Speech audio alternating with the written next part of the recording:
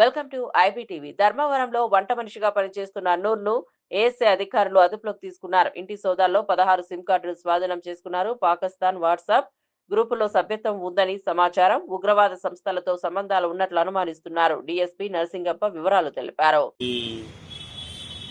Radical Islamic fundamentalist ఇట్లాంటి గ్రూపులతో ఆయన ఒక వాట్సాప్ గ్రూప్లో ఉన్నాయని, అతను ఈ ఉగ్రవాద సంస్థల పట్ల ప్రేరేపితుడయ్యి అటువంటి దిశగా ఉన్నాడని చెప్పి మనకున్నటువంటి సమాచారం మేరకు అతన్ని అదుపులో తీసుకోవడం జరిగింది.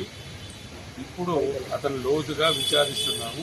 విచారించిన తర్వాత మనకు అతను ఏంది, అతని యొక్క వ్యక్తిత్వం ఏమి, అతని ఫ్యూచర్ డిజైన్స్ ఏమి, ఆలోచనలు ఏమి అనేటువంటి దానిపైన ఎవరితో ఏదైనా సంబంధాలు ఉన్నాయా, ఇట్లాంటి వాటిపైన మనం పూర్తిగా సమాచారాన్ని సేకరించే దశలో ఉంది. కాబట్టి పూర్తి అయిన తర్వాత దీనిపైన ప్రెస్ మీట్ ద్వారా అన్ని కోణాల్లో వివరంగా మీకు వివరించడం జరుగుతుంది.